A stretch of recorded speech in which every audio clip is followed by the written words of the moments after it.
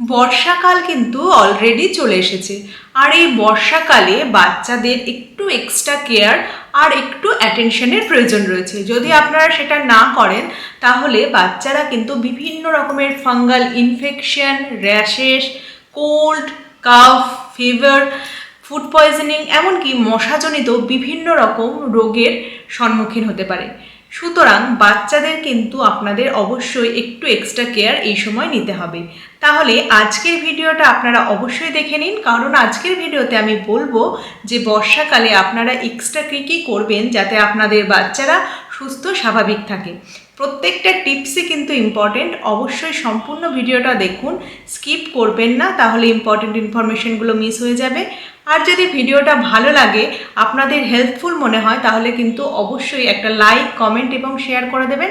আর চ্যানেলে যারা নতুন আছেন, প্রথমবারের মতো আমার ভিডিও দেখছেন, তারা কিন্তু অবশ্যই চ্যানেলটাকে সাবস্ক্রাইব করে রাখুন, কারণ এই ধরনের ভিডিও কিন্তু আমার চ্যানেলে আমি অলরেডি অনেক কিছু আপলোড করে দিয়েছি। এছাড়াও ফিউচারেও আরও অনেক রকম ভিডিও আসবে, যেগুলো আপনাদের বাচ্চাদের জন্য এবং আপনাদের জন্য অনেক হেল্পফুল হবে। তাই অবশ্যই চ্যানেলটাকে সাবস্ক্রাইব করে রাখুন।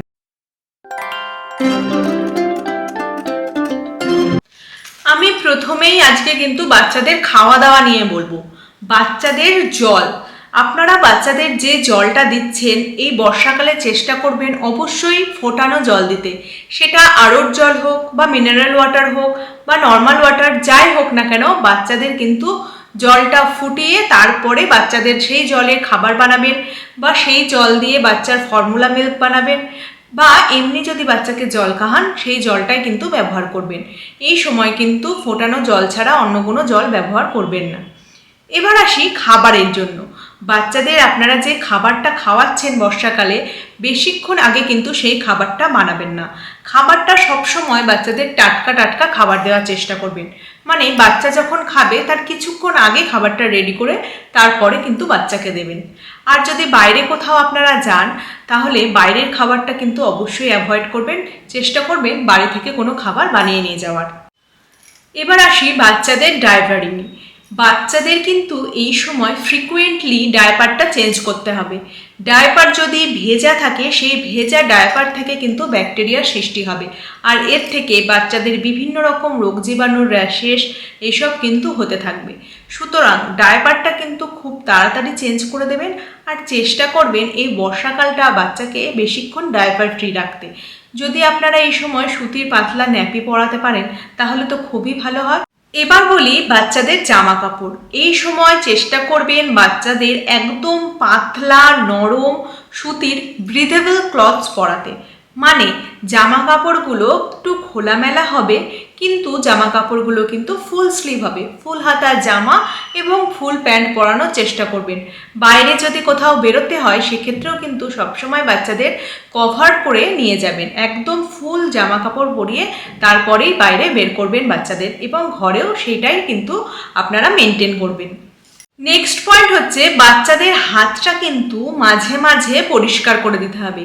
বাচ্চা যদি একদম ছোট হয় তাহলে ওয়াইপস দিয়ে মাঝে মাঝে বাচ্চাটার হাত মুছে দেবেন, কারণ ওরা কিন্তু ওই নোংরা হাতটা সবসময় মুখে দিচ্ছে, ওই হাতটা দিয়েই কোনো খেলনা ধরছে, সেই খেলনার নোংরাটা তাদের হাতে লেগে যাচ্ছে, সেই নোংরা হাতটাই তারা মুখে দিচ্ছে, সেখান থেকেও কিন্তু পেটের বিভিন্ন রকম প্রবলেম হতে পারে।